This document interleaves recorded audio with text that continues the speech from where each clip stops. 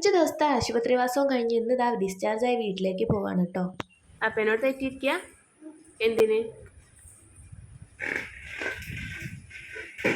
എന്തിനാ തെറ്റിയിരിക്കണേ? എന്തിനാ പപ്പനോട് തെറ്റിയിരിക്കണേ? പോണ്ടേ നമുക്ക്?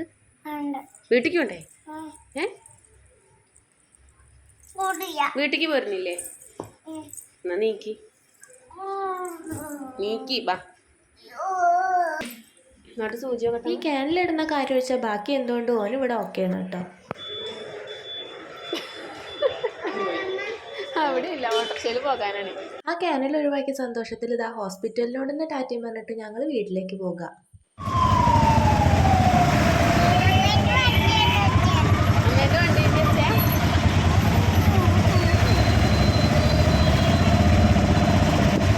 അമ്മേൻ്റെ വണ്ടി ആംബുലൻസും പപ്പേൻ്റെ വണ്ടി പോലീസ് ജീപ്പും. എങ്ങനെയുണ്ട്? പെർഫെക്റ്റ് കോംബോ അല്ലേ? പോരുന്ന വഴിക്കൊക്കെ നല്ല ബ്ലോക്ക് ഉണ്ടായിരുന്നു കേട്ടോ. പിന്നെ ഒടുക്കത്തെ മഴയും. അങ്ങനെ ഞങ്ങൾ രണ്ടുപേരും ഇതാ ഓട്ടോയിൽ കയറി പോന്നു. ഏട്ടൻ സ്കൂട്ടിയിൽ പുറകിലും വരുന്നുണ്ട്. ബാക്കിൽ വരുന്ന പപ്പേനെ നോക്കിക്കൊണ്ടിരിക്കുകയാണ് ഇവിടെ ഒരാൾ. പപ്പയോ അപ്പൊ കൂട്ടിയല്ലോ. ബ്ലോക്കൊക്കെ ഒരുവിധം കഴിഞ്ഞതാ കുറച്ച് മുന്നേക്ക് പോന്നപ്പോൾ തന്നെ മഴേൻ്റെ ശക്തി കൂടിയിട്ടോ. അതുപോലെ തന്നെ നല്ല കാറ്റും ഉണ്ടായിരുന്നു, നല്ല തണുപ്പുണ്ടായിരുന്നു. അപ്പോൾ ഇതാ ഒരാൾ ഇവിടെ ഇരിക്കുന്ന കണ്ടോ, വെള്ളാട്ടുപോക്കർ ഇരിക്കുന്ന പോലെ തലയിലൊക്കെ തൊപ്പിയൊക്കെ ഇട്ടിട്ട് ഇവിടെ ഒരാൾ അങ്ങനെ ഇരിക്കുന്നുണ്ട് കേട്ടോ. പിന്നെ പെട്ടെന്ന് എന്ത് പറ്റിയെന്ന് അറിയില്ല, കുറേ സമയത്തേക്ക് പിന്നെ ഒരു മിണ്ടാട്ടമൊന്നും ഉണ്ടായിരുന്നില്ല. കണ്ടോ, പ്രതിമ കണക്കിന് ഇരിക്കുന്നു.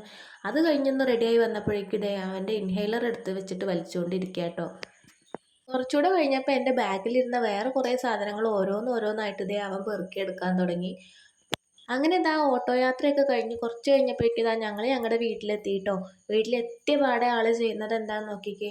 ഒരു 4-5 ദിവസമായി ഇതിലൊന്ന് കയറി ഇരുന്നിട്ട്. അവനവിടെ ഇരുന്ന് കളിക്കുന്ന സമയം കൊണ്ട് ഞാനിതാ അലക്കാനുള്ള തുണികളൊക്കെ പെട്ടെന്ന് തന്നെ അലക്കിയിട്ടു കേട്ടോ. പുറത്ത് മഴയാവുകൊണ്ട് നമ്മൾ മേലെ കയറിയിട്ടാണ് വിരിച്ചിടുന്നത്. ഹോസ്പിറ്റലിൽ ചെന്നാൽ നമുക്ക് അലക്കാനുള്ള സൗകര്യങ്ങളൊന്നും ഇല്ലല്ലോ. അതുകൊണ്ട് കൊണ്ടുപോയി അന്ന് മുതലുള്ള തുണികൾ അലക്കിയിടാൻ വേണ്ടിയിട്ടുണ്ടായിരുന്നു. അങ്ങനെ അതൊക്കെ അലക്കിയിട്ടിട്ട് ഇതാ ഞാൻ താഴെ എത്തിയപ്പോൾ അവന് റിമോട്ട് എടുത്തിട്ട് കളിക്കണം എന്ന് പറഞ്ഞ് വീണ്ടും വണ്ടിയിൽ കയറി ഇരിക്കുന്നുണ്ടായിരുന്നു.